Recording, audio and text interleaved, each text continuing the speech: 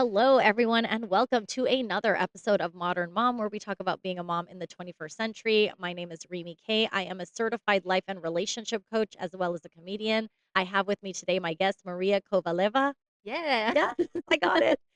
Maria is a certified life coach as well, certified through ICF, Right. International Coaching Federation, and that's actually how we met. We Mhm. met through one of the ICF community events. I had the pleasure of talking to Maria, very intelligent, and you focus on parent coaching. Yes, that's Okay, right. so talk more about that. What that Started as general coach, life coach, certified with ICF. wanted to be a coach for many years actually, Mhm. and that was the thing that I had a hard time with was finding my niche and knowing how to support my niche best. So I, knew what I was good at. I was good at, career coaching and kind of different things. But again, that's even career coach isn't a niche enough topic. And Mhm. so I decided to go toward productivity coaching. Oh, nice. Yeah. That's quite broad, it, right? it it can be broad, But but it's it's very also practical. very, it's very specific in terms of I help my clients achieve productivity. Now, is it productivity in career? Is it productivity in filling out paperwork? Whatever it is, that part is broad. Mhm. But the fact that it's kind of, helping people kind of get through. And so you kind of chose parenting coaching. I wasn't comfortable to niche in. I was called, I guess, Hmm. to kids because I feel like it's an entrance door to built-in peace. Hmm. Where is it I the love broken? that. Let's Where start with like almost the roots, the base, yeah, in and coaching. focus on peace with the kids. Yeah, in Okay. coaching, we kind of reparent Right. the parents or adults, Right. and I cannot coach kids. The kids are not coachable Yeah. yet, right? With all the development in the brain. So I decided to enter this audience through parents, and I believe, and I am the most powerful person in the world as a parent myself of two Yes. kids, right? And I believe parents are the most powerful people, Oh, yeah. really. Very influential. Yeah. I have 2 children myself, and they're very young. They're 6 and 8, and I love that, I get to do things, and I'm also certified parenting coach, so I have certification in the class for parenting without violence, so I can teach the class toward the court, and I've gone through that process myself because I had to separate from my co-parent. And Mm. so me and my co-parent have a very good relationship now, and thank goodness for these resources because we get to do it very differently than Mhm. how the generation before us did it. And seeing the result in my children and seeing them have the freedom to express Mm. themselves and being just joyous. I mean, I see my kids yesterday, we were here actually at the pool, and they were just full of joy and Mhm. freedom. And, they didn't have to worry about, me kind of trying to stop them from doing too much or stop them from being themselves. I mean, yes, I look out for their safety, but, beyond that, I really definitely choose which battles I want to fight today Mhm. and which ones I'm willing to let go. And so I think that, the influence of the parents onto the kids, and I love your method because you're saying you want to focus on peace.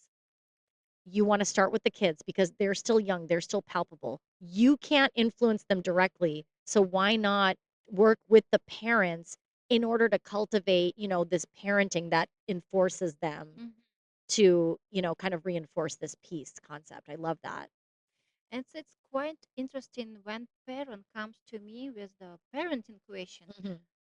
We at some point we start to focus on the client Right. herself as a mother, as a father, because first we have to get away from those expectations, beliefs unconsciously. Like Right. stop doing it. Yeah. But why? Right. Why not doing it? It's not that dangerous. What's coming up for us that we're feeling so urgent and need to control this situation? Does this situation actually need to be Yeah, controlled? and it comes from our childhood. Yes, So exactly. that's why I'm saying we start to reparent the client Right.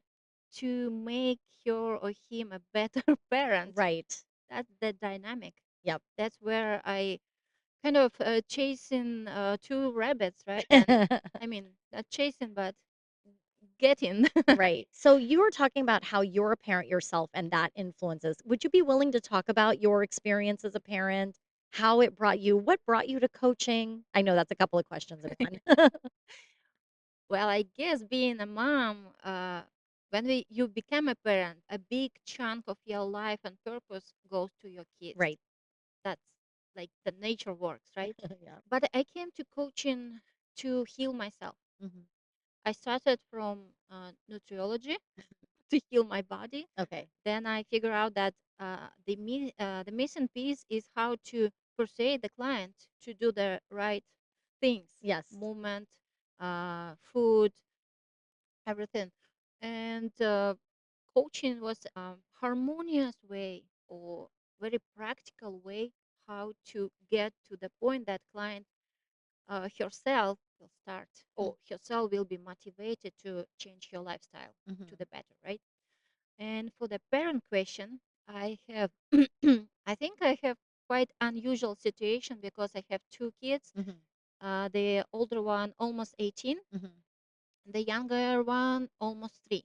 Oh, okay. So this is the Age gap. age gap that gives me the opportunity to compare what kind of parents I was there and Interesting. what I can afford to be Right. right now. And That's that's a interesting. big difference. Really? So tell me more about that. So tell me some about the differences that you've All seen. right.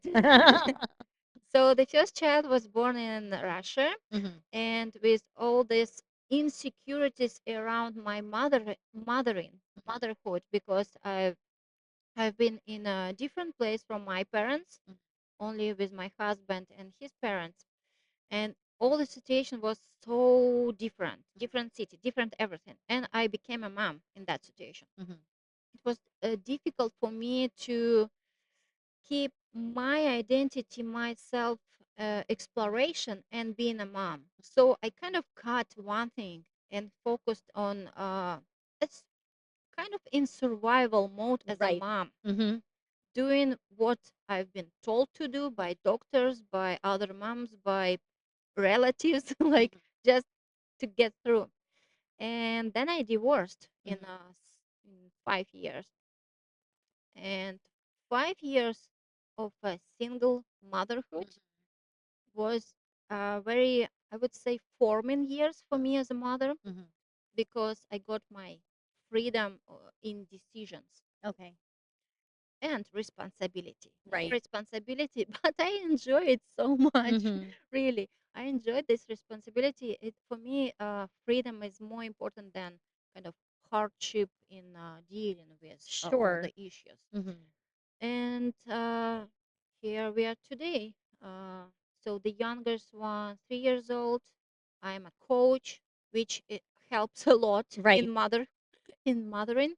First, I became a coach. Mhm. Then I became a mother second time, and I'm more confident in applying all the coaching concept, Right. all the maybe therapeutic concept of how to read all the old beliefs Mhm. which are not working anymore, Right.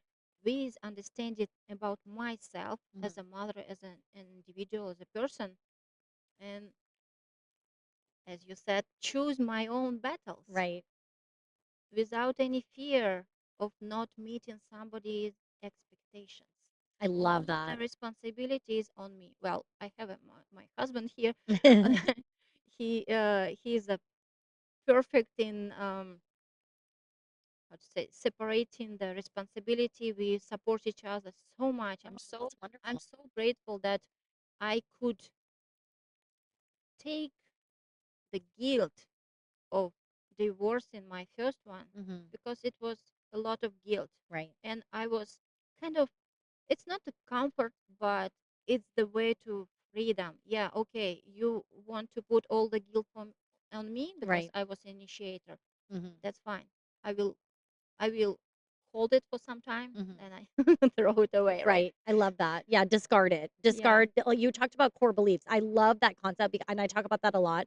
And so I think that's the unique thing about coaching that we do have a goal, but I know for coaching specifically, it's a combination of really discovering and discarding where needed, Hmm. prioritizing core beliefs, and then getting through what it is we're trying to do, whether it be career coaching or parenting coaching, taking that step.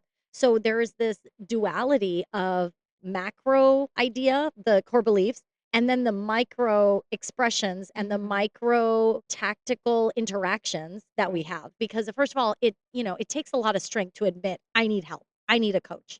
Who wants to admit that, right? Being able to say, okay, what kind of coaching do I need? What am I looking for? Well, I feel like I could really use some help in my parenting or, productivity. I can't get things done.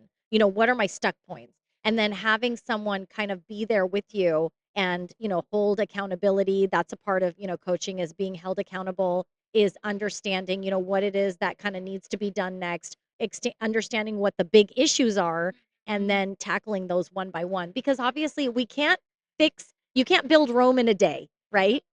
You have to take it little by little, step by step. And so the fact that you notice the difference in your own parenting from your first child to this child, and I love how you talked about all of the other factors as well, because I think that's important to really understand. And it's hard to pinpoint which one thing is impacting your action or maybe creating that unwanted Mm. action, right?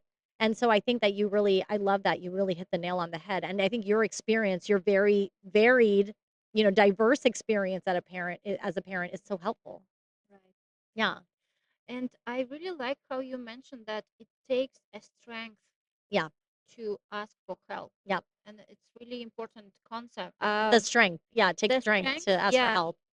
I think we were kind of conditioned or raised in a way that we cannot make mistakes, Right. and we shouldn't ask for help. We Right. should figure out by ourselves. But Yes. coaching paradigm, the idea of coaching or neurobiology shows that it's impossible to hack your own brain with Right. using your own brain, Right. I love basically, that. Yes. right? This the idea that self-coaching can help to the point. Right. Resolve the issue myself. You can to the point. Right. But where is your point of development? Right. Do you want to go further? And in that point, I would consider growth mindset versus fixed mindset.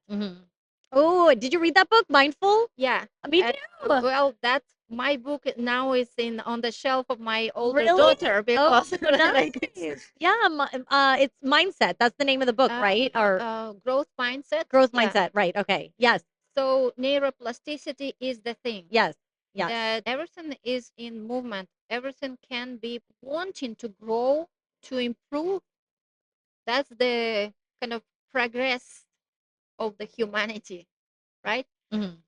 Yeah, Carol Dweck, Dwa- she wrote Growth Mindset, and it's on the bookshelves at the library.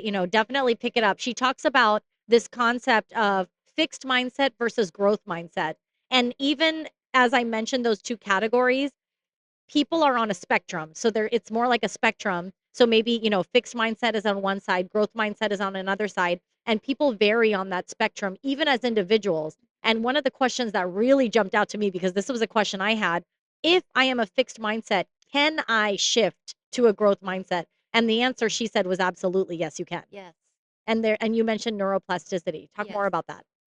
That's how our brain can develop if we apply something. Like if we apply learning, if we apply practicing something new. Mhm. So we develop the new neural Pathways. pathways. Mhm. Yeah. And the more you do one thing, the more The deeper that the pathway deeper, the is. more powerful. Yes. So when the brain is searching for an option, Mhm. this option that you practice a lot Right. will be The default. readily available, right? Yes. So that's how we can become a better parent. That's Right. how we can unlearn some unpractical, not working Right. beliefs and strategies and learn the new ones that are more adjusted to the modern world, Right.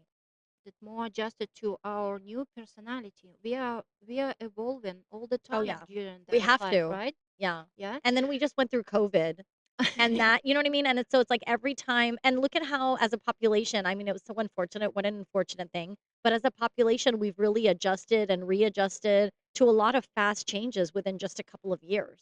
Hmm. that yeah, if it was possible, Right. everything is possible. Yes, That some exactly. people say, oh, peace is a good idea, but it's not possible. Yes, it's possible. Yes. Let's work toward it. Right. I If agree. we are not working towards it, just dreaming about it, like, yeah, how can you establish anything? Yeah. So, and I really like to apply this growth versus fixed mindset idea to parenting, Yes. to the point that we sometimes we think, well, I provide a lot to my kids, I work a lot, I Mhm. provide, what should I do, what else should I do? Mhm. and Yeah. and our previous generation said, oh, you provide so much Right. already, you're so good. Yes. But the reality of modern world, that you can afford to provide more in a different way, Right. more attention, Mhm. more time, Yes. more interest. Well, and quality time.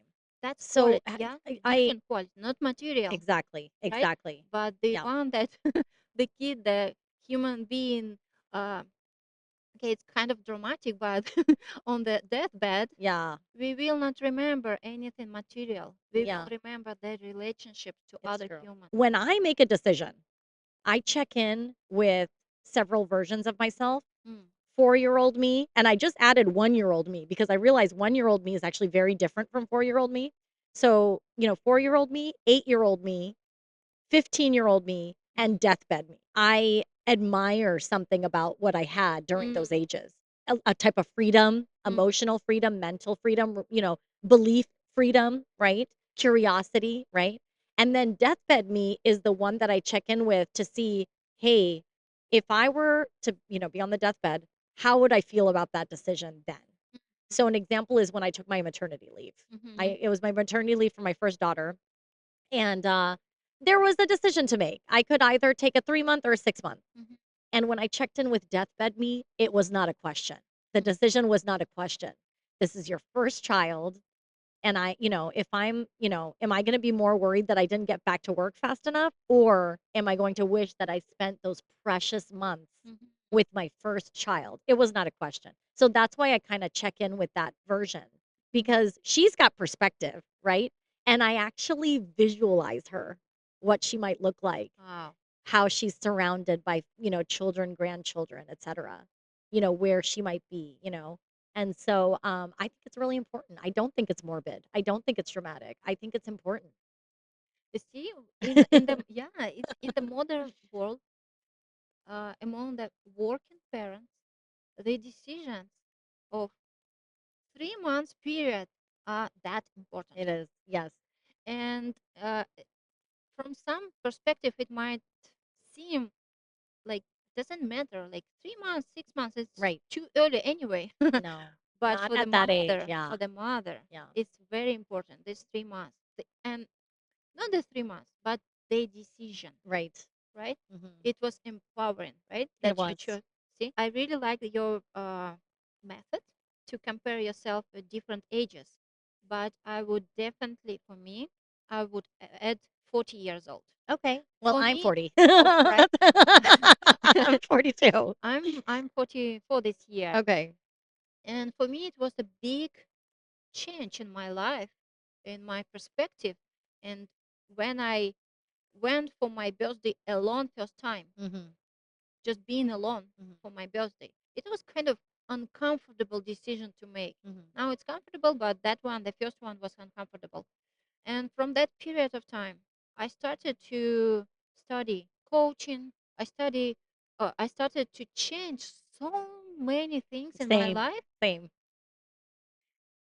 I don't know if it's about the age or Yeah. something else, Yeah. but I definitely would put the 40 years old. I love that because you're right. I feel like you're 100% I'm on board with this because I do feel that this age, somehow there is a more absorbed, internalized realization Mhm. of what is important and what is worth my time.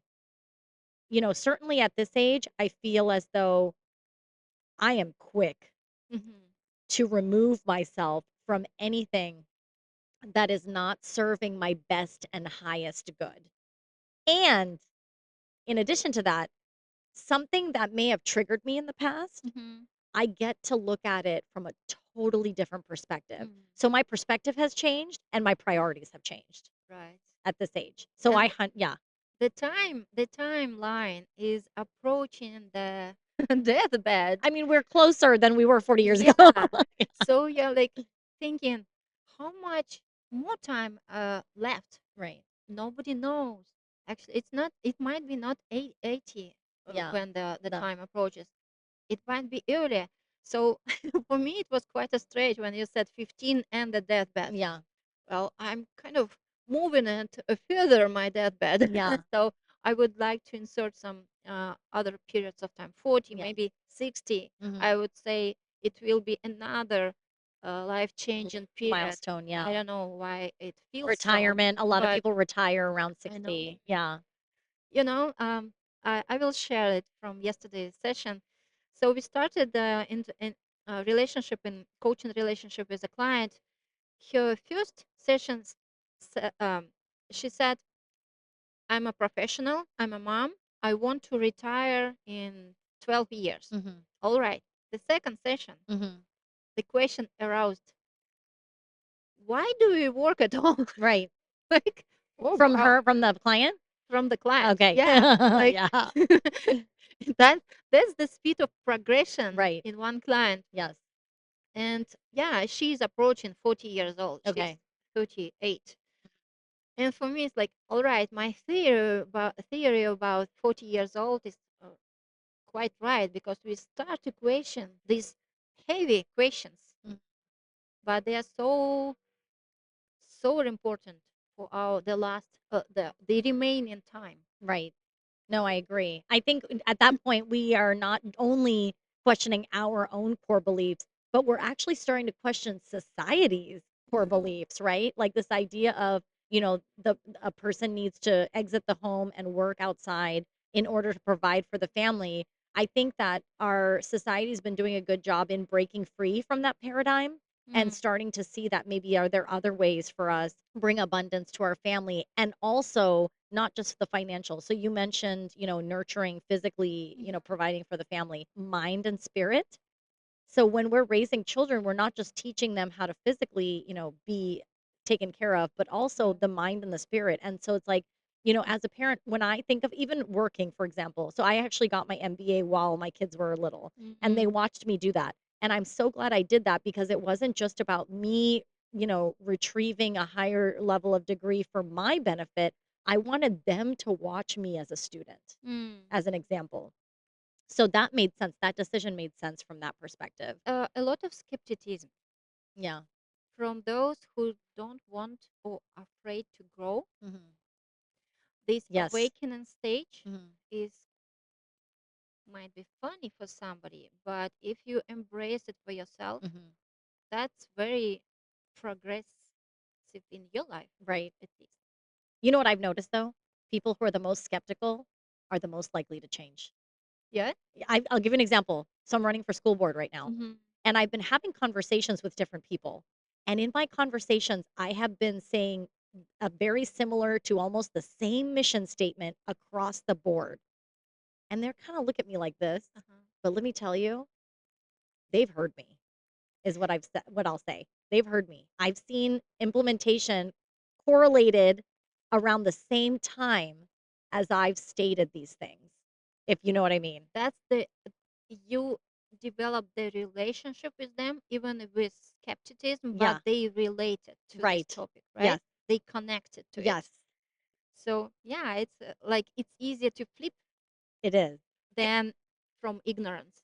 yes, I agree, it is, because from ignorance, you don't know what you don't know, and so Hmm. you don't know how to have an opinion on something. Yeah. But if you have a even if you have the opposite opinion and you have the skepticism, at least you have a basis of knowledge enough to understand, and that just enough level of patience can Hmm. incite that curiosity I've seen. Yeah. So, it's like I myself have a client who I've been working with, and been a process. It's been a Mhm. couple of months, and we were really seeing a lot of progress suddenly. And that's the thing about coaching is that it seems so slow at first, and you Mhm. even wonder. I mean, it's like working out at the gym. You can't go to the gym for 2 days and look in the mirror and say, "Hey, I don't see any progress," Yeah. right? It takes a minute, but suddenly it'll seem overnight. What I've seen Mhm. is that in one session, you break through some kind of wall and you go, "Oh my goodness, I'm finally getting towards something," right? First stage in coaching, I think you can see the discipline only, Uh-huh. the quantity of attempts, quantity of successful attempts coming to the session, Mhm. going through the steps that you created, doing your homework, right? Mhm. Yes. Working between the sessions, and then quantity change to quality. You see results, you see the changes in their mindset. Mhm. Some people are slower, some people are faster. Right. And I really like the idea in coaching of partnership. Mhm. You cannot force partner. Mhm. Partnership partnership means that you both move with the kind of the same speed. Mhm. And as a coach, Right. you adjust the speed to the client Correct. because the results on the client.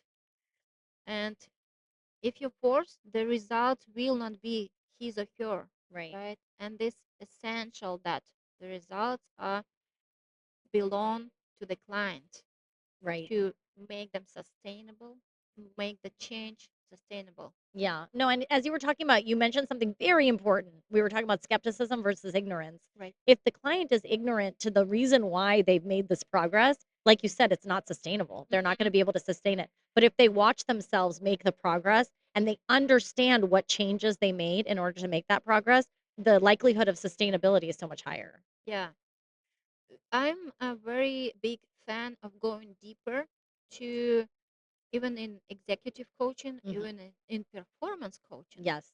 If we hook on the deeper Yes. level, then the result will be easier Yeah. to maintain after, right? 100%. That's why in productivity coaching, I talk about, hey, we're working on these two dual things. Yes, we're working on getting whatever task done, but we're also looking at what is coming up for us as we're trying to, what mental, emotional blocks are coming up for us that are keeping us from doing this thing. If we can address those at the same time, Mhm. and we can also do, some debriefing. I'm a big fan of debriefing. Anytime I'm going through something or I'm feeling something or I feel drained from something, being able to debrief with another person, I Mhm. don't do it alone, Mhm. right? Because like you said, difficult to fix the same mind that With has the the same tool, right, right? with the same tool, right? That's already not working for Yeah. whatever reason. So yeah, no, I agree. I think that that's really big. And this is the reason I decided to get certified as a trauma informed coach Okay. because in a coaching relationship, I feel sometimes there are blocks, as you said, Hmm. blocks. But how to get rid of them? Yeah. How to address The them? How to even identify them? awareness, yeah, Yeah. just to mirror it. Like I feel there's something here that we are constantly avoiding. Yes. What do you think? Why? Why? Right. Why is there? And the clients start to think. The first answer, I don't know. Right. Right. Always. All right. Yeah. If you would know, what would be what Right. it be, right? Yeah. Or okay, you haven't thought about it, Right. but if you think, right? And it takes time. It It takes does. patience from the coach. And what trauma informed coaching told me or showed me that we need more time sometimes Hmm. in coaching. And coaching perceived as a quicker method than a therapy. Right. Yet, if we want to get deeper, Right. we need to provide space and time for those beliefs that are so blocked, they're so strong in us. Right. They're from childhood. Right. We, as we said, mind is our brain is a very sophisticated Mm. mechanism to protect us, Yes.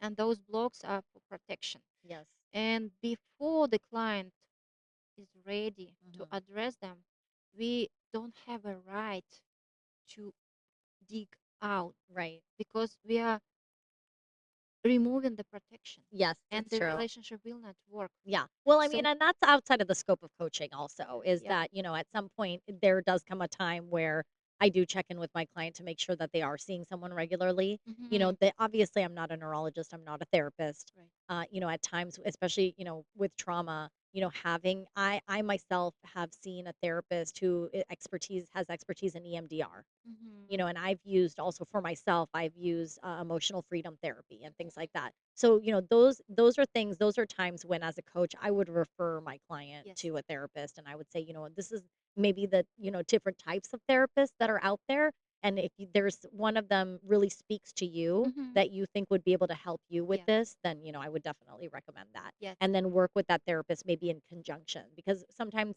when things are coming up like that, Mm-hmm. we need a lot of support. Like you said, we can't do it alone. And the strength to And the strength. understand about the need of the support and different support. Yes, being trauma informed coach is not about healing trauma. Right. It's about being informed Right. that your client might have something and refer Mhm. or just open up. If you can do it through coaching, then yes. If you feel and there are signs, Mhm. like we've been taught, Yes. there are signs where it's time to refer Yeah. and create more support for the client. Right. It's just caring, the part of caring about another human being. Yeah, it's true. And it's better to know that than just push No. to the goals that the client set for herself, but Right. it's not working for some reason. There is no progress. Yeah, well, And you said something very important. You were saying the partnership. yes, And, as a partnership, we're kind of working together toward the yes, same timeline, agreed. right? Yeah, the dog agrees. The neighbor's dog agrees. So we're kind of working toward the same timeline. And as a coach, we need to adjust. So, for example, maybe initially a client might say, "Hey, these are my goals," but those goals could change, the time frame could change, and the priority could change. And as a coach, it's really important for us to remain flexible and be able to hear our client on a day-to-day basis, and like you said, not push toward that initial goal. You were saying your client, the first goal was to how to retire, and then during the second session she said, "Why do we even work?" I mean, her mindset changed so much. So that previous mindset was the one who created the goal, Mhm. and it is absolutely fair. Everyone has the right to change their mind and shift their goal. Yeah. Yeah.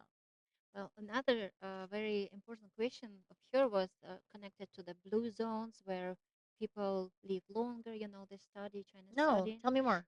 There was a research, a huge research, I think China study, where they research the Longevity. longevity, Yep. yeah, longevity of certain nations Hmm. or places in the world. So they call those places blue zones where people live longer, Hmm. and they research why. Hmm. Why? And one of the things that was that there was no expectation of retirement. So they were doing the Interesting. thing that they loved. They didn't want to retire from doing this thing. Hmm. So my client asked the question, why don't we do the work from which we wouldn't want to retire? Right.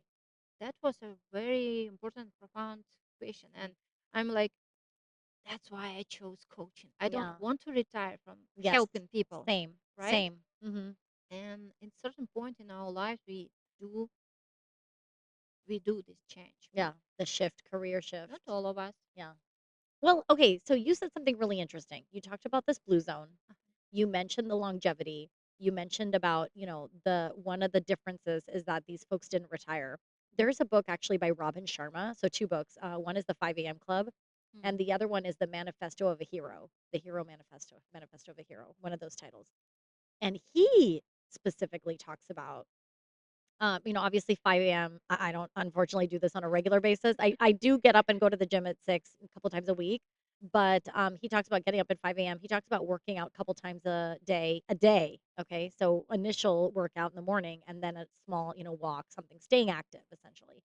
And then talks about don't fully retire, because for some reason when we, retire, our body's almost given permission To be tired and all to the start time. breaking down, right? And going, it's almost like, okay, we're done.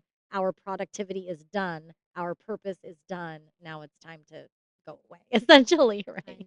know. It was so striking for me when I worked with a client who continues to work because she doesn't know what to do Mhm. when she retires. Okay. Interesting. Like, and when I But asked does she her, love it? what do it's hard to tell. If you fear something so Yeah. much, you pretend to love another thing Right. that prevents you from going to Fair. that direction, right? Yeah. And she doesn't know what she likes, Okay. what she wants. Mhm. And for me, always the retirement was when I start knitting, when I start cooking a lot, when Right. I start all to do all these things that kind of I want to connect all these things to a growth mindset. Yeah. When you don't have the purpose after you retire, Mhm. or you want to retire for what, and that client said, I already have everything I wanted, I love that. but then what? Mhm. What's there? Mhm. No way to grow. And if we consider Mm. the Maslow's pyramid of Hierarchy. Mhm. needs, there's self-realization, Right. right? Mhm. Self-actualization. Right. So after retirement, you can fulfill those higher purposes, Right. Yes. higher needs. Yeah. And if you don't know what you want, how you're going to fulfill those Right. higher needs? Uh, And by the way, I just want to interject that the fulfillment, so you were talking about the how, but also the result mhm, may not look exactly the way you want it to. So you might have a certain goal mhm, and maybe it doesn't look exactly like that, but those goals are still being realized mhm, and they're still being implemented, but mhm. maybe not in the way that you pictured. Title was, what do you want to feel after? Mhm. So we are making the goals, we Mhm. are reaching them just to progress, just to participate in this eternal movement in Mhm. the universe, Mhm. right? We are moving from point A to point B. The thing is, sometimes we are getting to point B and we don't feel much. Mm. And it's like, I did so much. I don't feel anything. Yeah, I got this car or this house or anything. Why? Because in the beginning, we are not connected to the goal Mhm. in an emotional way. Mhm. That's why I kind of introduced smart goals, Mhm. E-smart.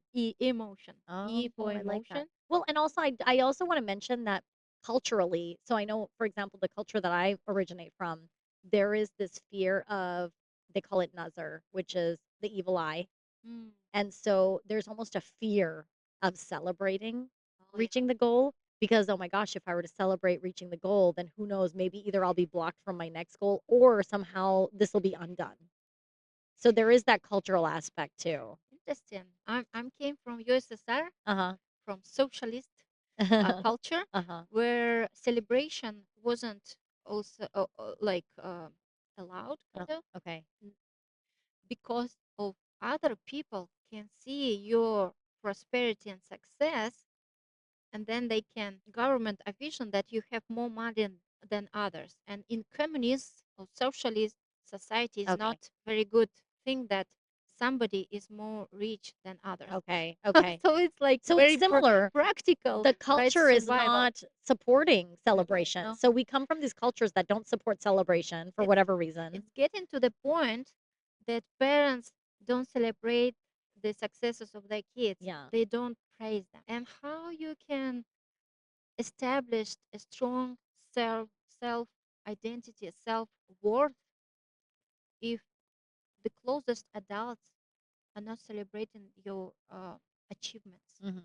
That was kind of Well, and where do you learn it, right? Because it's yeah. not about getting, it's not, in my opinion, it's not about receiving that validation externally. But when you're a child and you're still developing, you're learning from your parents how to provide that emotional feedback cycle to Yeah. yourself. And so, how do you learn internally that, hey, yes, to some degree in every culture, society, etc., it's difficult to over celebrate verbosely because there is an aspect of possible repercussion. Hmm. But that shouldn't stop ourselves from validating and celebrating ourselves. And how do children learn that if the parents aren't celebrating them? Yeah. That's the part of it I want to clarify. Is it's not about oh, the parents need to validate the children so that the children feel validated. It's that when parents validate the children at certain stages and phases, the children learn how to do that for themselves. And also, there is a research, there was a study how to validate or give feedback to children. Yes. One thing you say, you're smart, Yeah. you're a good team player or basketball player. Yeah. Another thing, you're persistent on this Right. task. The effort, Yeah, the action. the Yes. action, the Yes. doing. So the first version, you're smart, it's, yeah, it's praising, but it's limiting, Right. and it's kind of And it's not encourage. motivating. It's not motivating, Yeah. and it's encouraging fixed mindset Right. again, Yes. right? You're smart. That's it. No, there is no reason to try. You're smarter. Exactly. Exactly. And if you're good and persistent, if you're good in emotional management, Yes. like you were angry, I saw it, Yes. but you could mention and you pointed out to a kid. Yes. They understand that critical thinking aspect of it. It's funny, and I'm not trying to anyway, I don't know even know how to initiate into this, but I, was at Costco. This is a couple of years ago. I was at Costco, and my daughter, they were on the cart, and she was young, she was little, she couldn't even see over she still can't, she's still Yeah. very little. She's pushing the cart very erroneously, and I said to her, "Leilani, think, look, look around you. What's happening? What's the consequence of you pushing this cart Mhm. around?" I said, "Look around you, right?" And this man, it was so funny because at the moment I was so focused on Yep. teaching my Yeah. child that I didn't even really get to absorb this. If I could go back in time, I would have thanked him for this praise. Hmm. But at the time, I was just like, I'm just trying to get my kid to Yeah. think, right? But he was blown away. He said, "Oh my gosh, like most parents would say, stop, stop, Hmm. and Hmm. not even say what to stop. But you're encouraging her to look and think, hey, look around, what's going on? Think, what's going on?" And he was blown away by this because I think that you're right. Encouraging the action and encouraging the effort and encouraging that aspect of it rather than just stop the behavior and them not even knowing why or understanding. It's like we are you mentioned it early. You said we're not just nurturing the kids and we're not just providing them. We're also providing them with the ability to utilize their mind and we're teaching them how to, kind of get through that, learning the critical thinking, learning how to be mindful, learning how to resonate. And being a coach, you had mentioned this, helped you so much with your parenting as well. And I think that that's really important to consider. And, having, uh, we've got a lot of great resources. So, when I became a parent versus, for example, when my mom was a mother, she depended a lot on the family and somewhat the doctors, but mostly old wives' tales and things Hmm. like that. And when I became a parent, the big difference was the internet. Yeah. Resources, Resources. information. Yeah. Before going to the doctor, Right. you research a thing that you can ask meaningful questions. Exactly. And I love it. Mhm. Proactive approach to your health, Yeah, to health of your kids. it's true. You can And advocate better for your kids too. yeah, just before you told the story about Costco, Yeah. I wanted to make the example about sprouts. We are not We're not associated. promoting. This is not a promotion. We're not promoting these stores. It just happened to be And actually, I used located. this story in my another speech a couple of days ago in the Toastmasters on teenagers. I connected toddlers to teenagers and how they are, what you invest in toddlers, you will see in Yes. teenagers. Yes. And the story was that my toddler daughter almost lost her in a Sprouts store. Okay. And I was terrified. And all the emotions, I had them.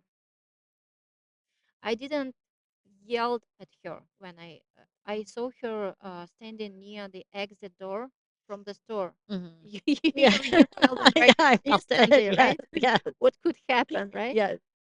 But how I dealt with my emotions, I hugged her, Oh, yeah. and this physical um, physical reassurance of your body that you both safe, you're Yeah. nearby, I'm safe, that I have her nearby, she's safe, that she's inside of the store with me.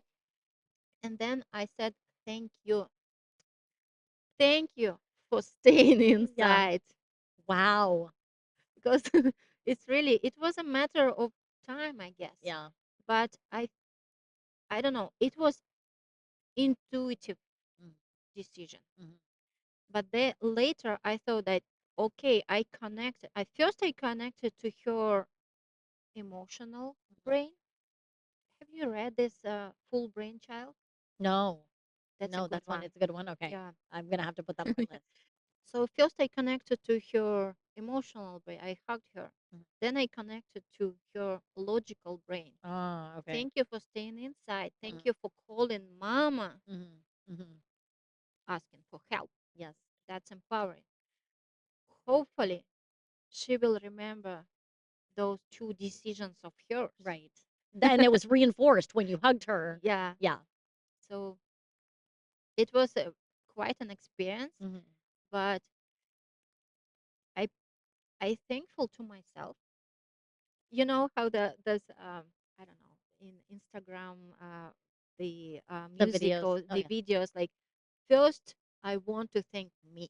Like, Yeah. Yes. and celebration of our own achievement. And Yes. this situation was my own achievement. Mhm, Uh, I could afford to act this way mhm. Yes. from many years of practice, many years of learning. With my first child, I would act totally different, Yeah. Yeah. and that's Those poor celebration of first children. yeah. They're kind of the guinea pig. The thing that I delivered in my speech, that if you messed up with your child Yeah. in toddler years, Yeah. that many in our generation, I guess, Yeah. still messed up, Yeah. you can repair Mhm. relationships Yes. if you have this goal, if you have patience, Mhm. if your heart is ready Right. to be the partner, to be a friend to your teenager, Mhm. you can repair a relationship. Yeah. You should be vulnerable, you should Yeah. communicate your vulnerability, but it's possible. It was possible for me with my older child. Mhm. We had a crisis teenager when she was 12, Mm. actually not even teenager, but she's quite early. Maybe I have high standards of communication with my children, so I pushed this crisis, but we did it. She was 12, 13. Now we are best friends when she's 17. It started from the 2020. Mhm. Thanks to pandemic, Yeah. we became closer and Mhm. established this deep relationship. I love And that. I love it too. Yeah, I love that. Yeah, it's Yeah, I possible. agree. I think that, I somehow I don't know if I had read anything about it, but I did make a connection somehow that how I treat my girls during those toddler age, I was very careful around that time. Whenever they wanted to come talk to me or anything, I tried to be very open to Mhm. talking to them. And even now, if I do feel like I'm busy, I said, this is not the time. I do want to hear what you have to say, but especially when we're in the car and we're driving Mhm. and I'm trying to keep us safe, this isn't the best time to have this intense conversation. And now actually I don't have to say it anymore. My other daughter will say it. So if one of the daughters say, "Hey, can I say something?" I'll stay quiet and the other daughter will say, "You know what? This is not a good time." Yeah. Right? And so I think that I agree with that. I think that, teenagers feel that level of openness. And also another thing I've noticed is that I think for my children at least, to know that they can come to me and they can receive what they need to receive. And for some reason, if I'm not able to give it to them, so an example is my kids are very affectionate Mhm. and they love affection. And I get overstimulated. And so I have actually learned to tell them Mhm. that, hey, I'm feeling a little overstimulated at the moment. I need to take some space. I'll come back to you when I'm, feeling okay. And a lot of time, especially now they're a little older, they play music. It's loud music. And Mhm. I never thought I'd be this mom.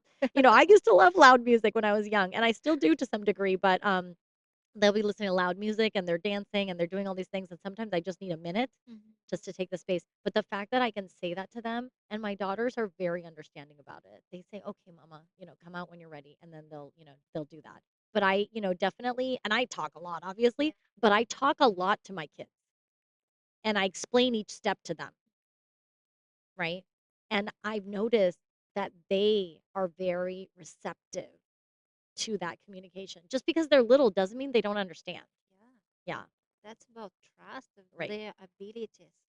Yeah. And it's not, it's, even though our prefrontal cortex is not developed till 21, 5. 25, Yeah. yeah, there's still a point to develop it to that age, Yes.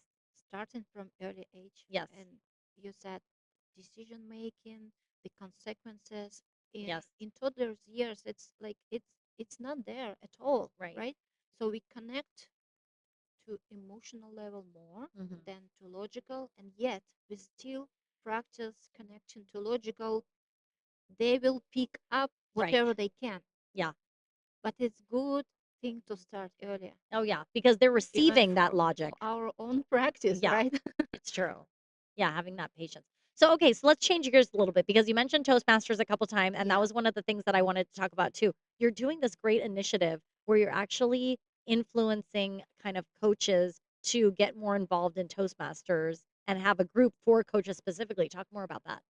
Yes. That's a kind of a crazy idea because I was so determined to focus on my practice, Right.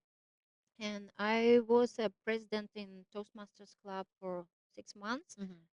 It very it benefited me a lot to get to know the structure of Toastmasters. Hmm. Toastmasters is an international educational non-profit organization that focuses on the development of public speaking and leadership skills. There's Okay, 100. Wow, so it's Toastmasters, a century old. a Okay. century-old Toastmasters organization, and the idea came to create the club Hmm.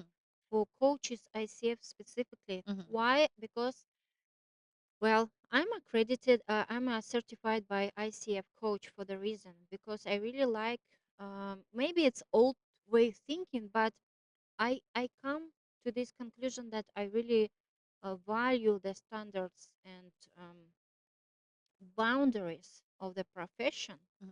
for the reason the same as we have boundaries in the session in the coaching environment.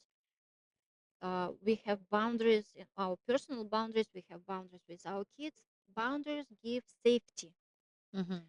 boundaries create confidentiality. Within the boundaries we create a sense of value and well, competency of the coaches, Hmm. because ICF provides, and we were taught in a school accredited by ICF, that there's 8 competences we have to adhere to, Hmm. we have to follow in our coaching, and there's an ethical code that we have to follow Hmm. as a coach. A coach is not a regulated profession, Hmm. which gives a lot of trouble to the coaches of ICF, because sometimes other people can distinguish who is the coach ICF and who is the coach who took a training of 4 days. Hmm. Like, become a coach in 4 days. Like, Hmm. how it's possible? It's Hmm. not possible. Well, I think the thing about coaching, at least for me, has been it's been a continuation of education. So, you can get like a 4-day certification, a 6-week certification. Like there are all these different types of certification, and then understanding that don't stop there. I mean, I would want to encourage coaches, get in, keep getting educated. Right. Any access you have to grants, programs, etc., take them. Yeah. But then pass the exam with Yes, ICF yeah. to Become be an ICF member, pass the exam. on Yeah. certain level. Like, Mhm. there's some examination, make sure that you at least have this knowledge Yeah. and you will follow these standards. Hmm. Without the standards, I don't know. Yeah. Tennis coach is also a coach, right? Right. I mean, Yeah. and it started, coaching started from tennis, Hmm. from sports. Hmm. But the tennis coach realized that you have to have these connections to the mind, to the mindset, Right. training, practicing, not just physical ability. Right. So Yeah. that's the origination of coaching. Okay. But I really like to support Yeah. ICF Yes. in the sense that it sets standards for the Hmm. profession. It's true. Why Toastmasters? Because I saw so much benefit for myself. Hmm. as a coach too. So, training your public speaking skills is a good way to be able to communicate your value as a coach, Right. communicate your offers more clearly, Mhm.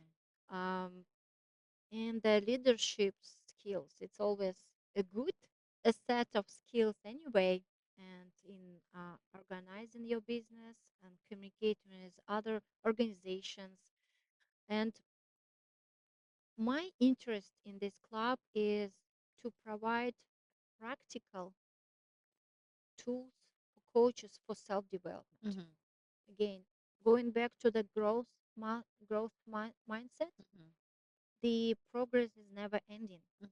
If you set higher and higher goals, Mhm. if you broaden your expertise, Right. it's never ending. And for established coaches, there is no like line where okay, We're done. I'm done. Like Mhm. MCC, I'm done. I don't need anything else. Yeah. No, continuing education is important in any profession, but as a coach is definitely very important. Great. Thank you so much, Maria, for coming in, for talking to me, for talking about coaching. We've covered so many important topics. And thank you everyone for joining us on another episode of Modern Mom. See you next time. Thank you.